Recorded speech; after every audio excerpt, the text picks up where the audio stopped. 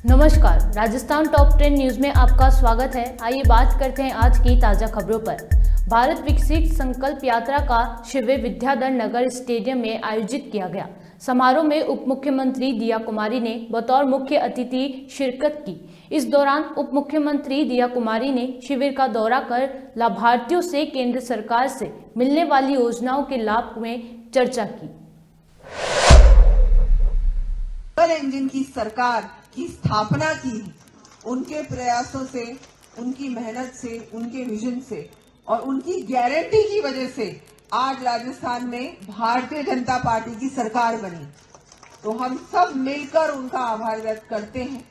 और आज जो ये रथ यात्रा शुरू हुई है विद्याधर नगर से, ये जो यात्रा है आज उसकी शुरुआत हुई है और आज से लेकर 3 दिन तक अपने सभी वार्डों में ये यात्रा जाएगी।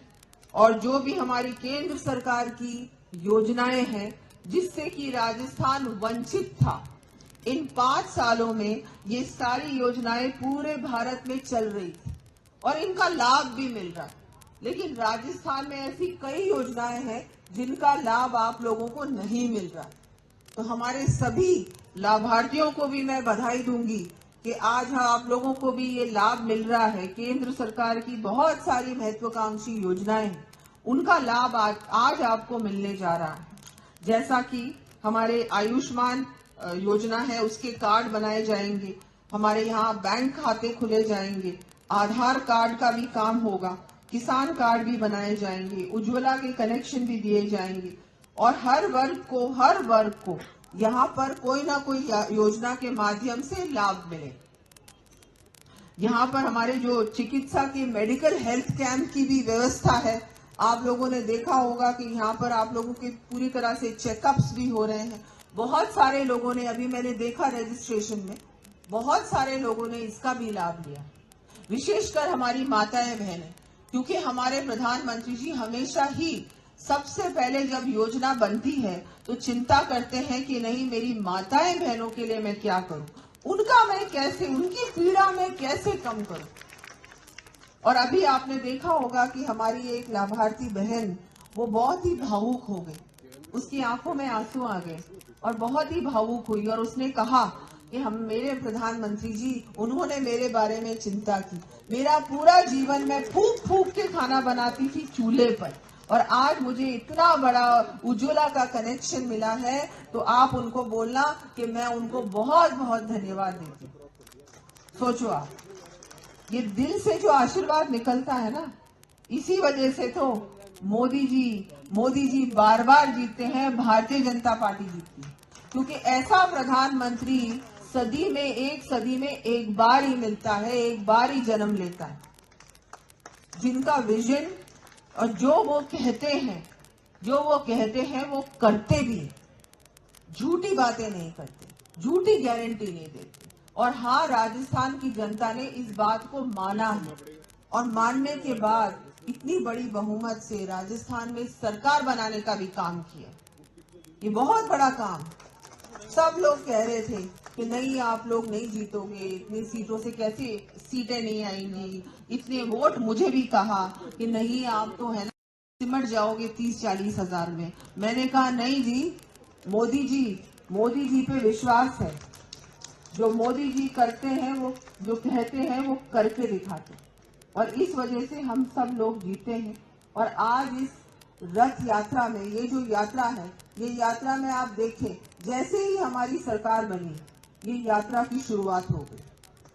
और इसमें किसी को हम लोग इसलिए नहीं कर रहे हैं कि हमको किसी से वोट चाहिए, लेकिन हाँ, जो जनता है, जो गरीब से गरीब व्यक्ति है, मोदी जी हमेशा ये कहते हैं कि पहले तो हमको का जो एक हमारे पार्टी का जो एक ये उद्देश्य है कि हमको अंत्योदय, जो कि एक व्यक्ति, सबसे गरीब व्यक्ति, जो पंक्ति में आखिरी जो व्यक्ति होता है, उसके लिए मुझे सोचना है, उसके लिए मुझे कुछ करना है। गरीब को गरीब नहीं रहने देना।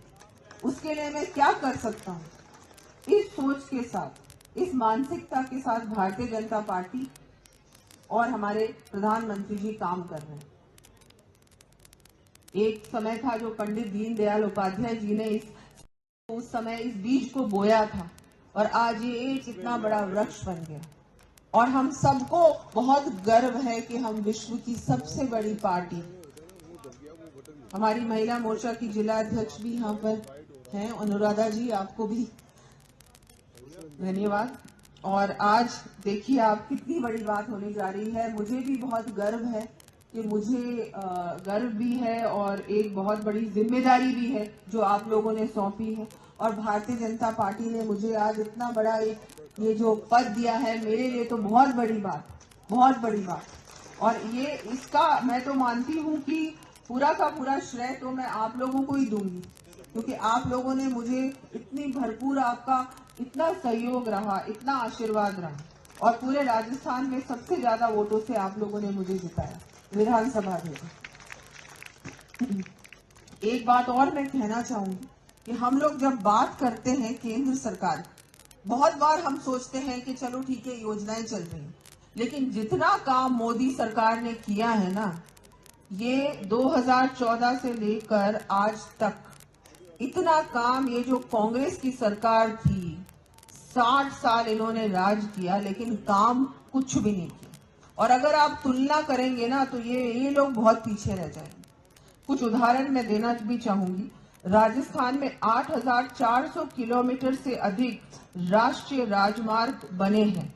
ये इतनी बड़ी उपलब्धि, 8,400 किलोमीटर। हमारे 83 रेलवे स्टेशनों का आधुनिकीकरण हुआ है।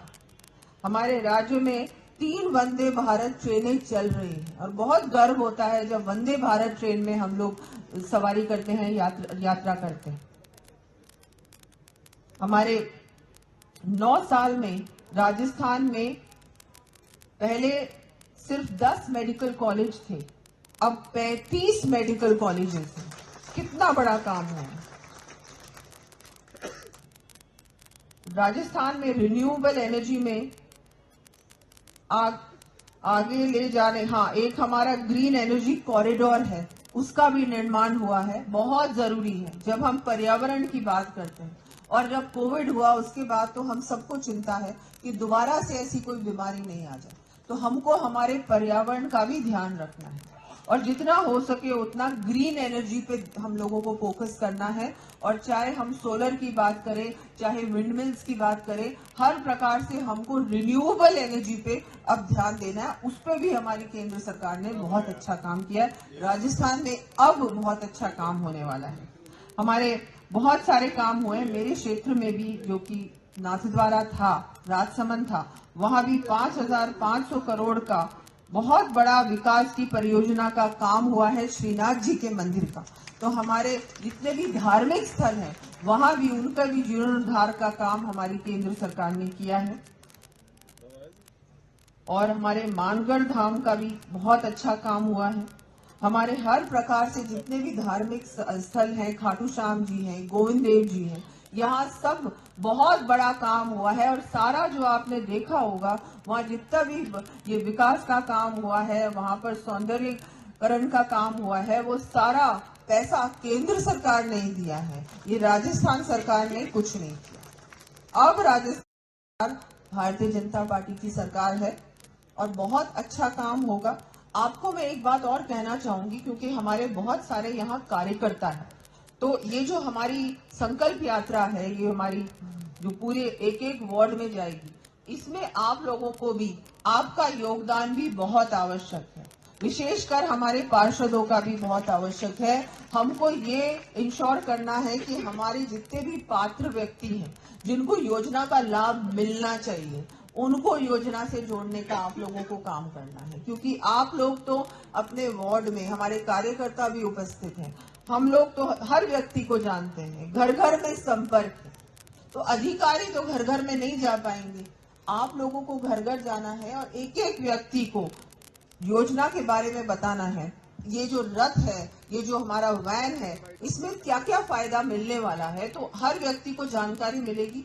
और फिर उसको ले जाना है कि आज आपके यहाँ इतने से इतने बजे ये वैन आने वाली है, आपको जाना है, कैंप में आपको भाग लेना है और लाभ लेना है योजना का। इतनी सारी योजनाएं हैं, स्ट्रीट वेंडर्स की जो हमारे इतना फायदा इन लोगों को मिला है, इसमें भी आप लोगों को देखना है कि हम लोग और लोगों को कैसे जोड़ सकते हैं, क्योंकि केंद्र सरकार, प्रधानमंत्री मोदी जी हर व्यक्ति के बारे में सोचते हैं। वो देखते हैं कि चलो ये काम ये कर रहा है, ये काम ये कर रहा है। चाहे विश्वकर्मा योजना हो, उसमें भी इतने सारे हमारे जो क्राफ्ट्समैन हैं, जो हैंडीक्राफ्ट इंडस्ट्री से लोग जुड़े हुए हैं, उनको भी, क्योंकि अभी राजस्थान में मुझे लगता नहीं पूरी तरह से ये भी योजना शुरू हुई है, नहीं हुई है, लेकिन ये भी बहुत जल्दी शुरू होने वाली है। और इसमें विशेषकर जयपुर में तो बहुत सारे हैं जो हमारे हस्तशिल्पकार हैं, जो कि हैंडीक्राफ्ट इंडस्ट्री से जुड़े हैं, उनको भी लाभ मिलने वाला है। तो आप देखिए, चाहे वो हैंडीक्राफ्ट्स हो, चाहे वो हमारे ये लोग हो जो अपने स्ट्रीट वेंडर्स हैं, चाहे हमारी महिलाएं हैं जो कुछ ना कुछ अपने आप शुरू करना चाहते हैं, या कोई एनजीओज हैं, या कोई ऐसे लाभार्थी हैं, चाहे वो गरीब से गरीब व्यक्ति हो, किसान हो, महिला हो, व्यापारी हो, हर व्यक्ति को किसी न किसी योजना से लाभ मिलेगा। और हमको वो काम करना है जो कड़ी का काम होता है, क्योंकि यहाँ पर जो आप लोग उपस्थित हैं, आप सब ज्यादातर हमारे पार्टी के कार्यकर्ता भी हैं। वैसे भारतीय जनता पार्टी तो इतनी बड़ी पार्टी है कि अब तो मैं बोलती हूँ कि हर व्यक्ति भारतीय जनता पार्टी का कार्यकर्ता ही है। ऐसा कोई नहीं है जो कार्यकर्ता नहीं है। हम सब भारतीय जनता पार्टी पे विश्वास करते हैं और हम जानते हैं कि अगर कोई हमारे लिए सचमुच में काम कर सकता है तो पार्टी का कार्यकर्ता और सरकार भी भारतीय जनता पार्टी की आएगी और भारतीय जनता पार्टी की सरकार ही काम अच्छा कर सकती है।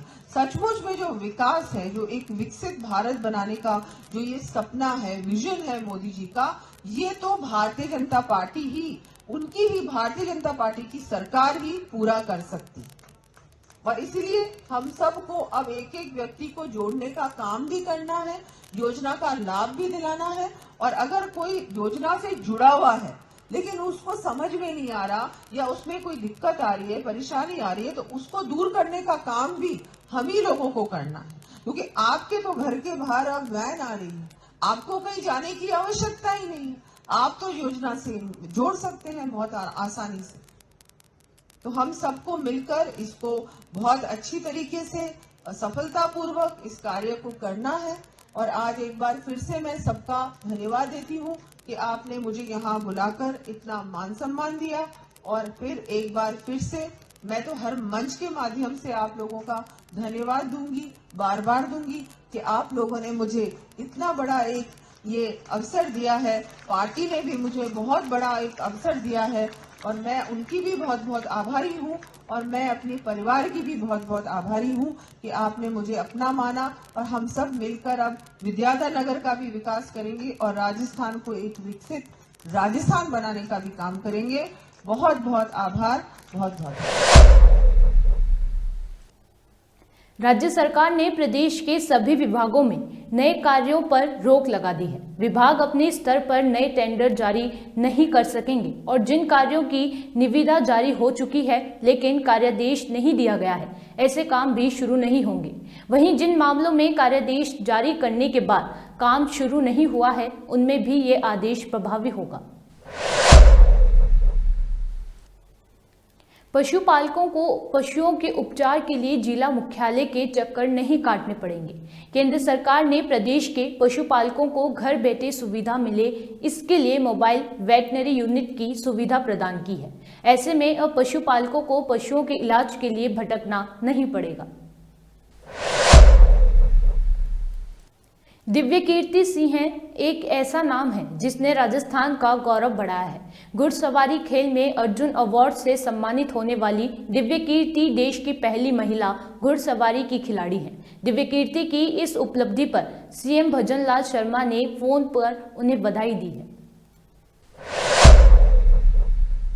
Hello, thank you. कैसी हो बिटिया? सबसे पहले तो आपको ढेर सारी बधाई और शुभकामनाएं कि आपने अर्जुन अवार्ड से सम्मानित होने वाली प्रदेश की नहीं देश की प्रथम घुड़सवार हो आप, उसके बहुत बहुत शुभकामनाएं।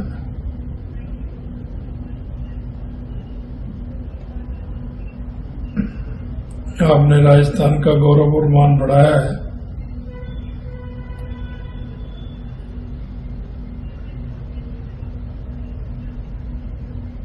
बिल्कुल बिल्कुल, हम सभी गौरवान्वित हैं आपके इस ऐतिहासिक कार्य के लिए। पुनः आपको बहुत बहुत शुभकामनाएं, बहुत बहुत शुभकामनाएं। Thank you.